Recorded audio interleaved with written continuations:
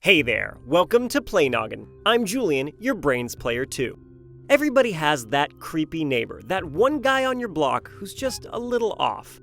He always seems to be home and he doesn't like anyone coming near his property, so you have to assume he's hiding something and need to check it out for yourself. Luckily for you, the good people at Dynamic Pixels gave you a way to satisfy that nagging need to snoop on your neighbor, but in a way that won't get you arrested for trespassing. The game is Hello Neighbor, an indie title that's made me paranoid.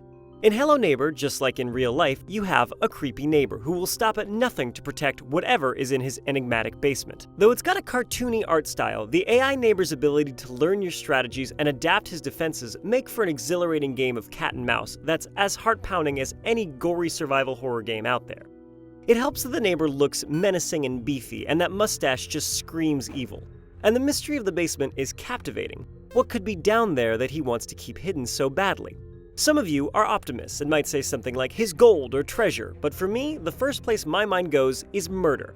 I'm 99.999% sure he's hiding a murder dungeon where he murders his murder victims to murdery death with murder. That's when it hit me. This creepy neighbor could be like anybody on your street, and I'm pretty certain he's done murders. So could somebody on my street be a murderer? How many times have I shook hands with a killer and not known it? How many times have I passed a body butcher while I'm out walking my dog? Turns out the numbers are higher than you might expect. In the United States, the FBI estimates there are anywhere from 25 to 50 active serial killers at any given time, each one being responsible for an average of 3 murders. First of all, that's way too many mass murderers on the loose, and second of all, that estimate has been described as, quote, very conservative by the former chief of the FBI's elite serial crimes unit. Why is it so hard to pin down how many serial killers there are? I mean, surely these people would stick out like the thumb of a murdered hitchhiker. You may think you could spot a serial killer because they're typically portrayed in pop culture as either deranged maniacs or brilliant loners. Just avoid the bloody wacko with a knife or the weird quiet guy at work, and you should live long enough to die of heart disease like most red-blooded Americans. But if everyone could spot a serial killer, murderers would have a hard time doing their job. Or, I guess, their hobby? Their KD ratio would be pretty unimpressive, is what I'm saying. So serial killers strategically blend into society. The ones that manage to go undetected usually have families and jobs. Oftentimes they're so non-threatening they go overlooked by law enforcement and their families. Dennis Rader was the president of his local church, had a wife and 2 kids, and strangled or stabbed 10 people to death from 1974 to 1991. Gary Ridgway had been married for 14 years when he confessed to the murder of 49 women. Ted Bundy was an articulate, well-groomed, charismatic charmer who murdered at least 30 people from coast to coast. While the killers I've described so far are all white men, serial killers could be anyone and aren't constrained to one racial group. The racial diversity of serial killers in the US generally reflects the ethnic makeup as a whole, and there are plenty of well-documented cases of Asian American, Hispanic, and African American serial killers. Women can be serial killers too, and are even slightly overrepresented as serial killers compared to plain old one-off killers. While women commit 10% of murders in the US, they make up about 17% of serial killers. So it's not just the creepy mustachioed man with a suspicious basement you have to watch. Even your kindly neighbor who gives out full bars on Halloween could be a serial killer. But with 50 serial killers active in the United States, where the adult population is over 250 million, the odds of any person you meet being a serial killer are about 1 in 5 million. I understand many of our viewers are not Americans, so for you, I have more good news.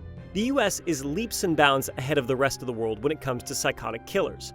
With more than 2,700 to date, the USA has produced over 67% of the world's serial murders, and has 19 times more than second place England. Go USA? But of course, not all murderers fall into the serial category.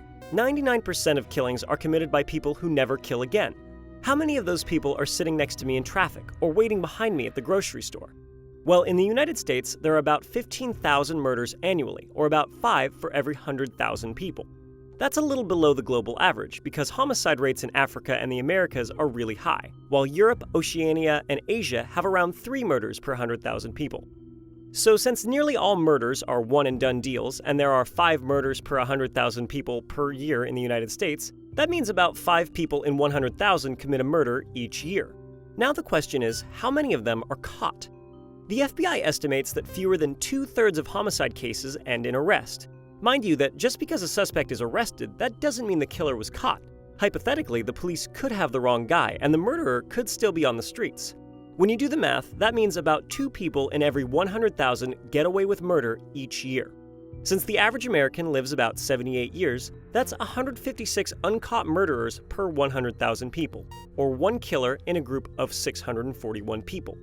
So, how many people do you meet in your lifetime?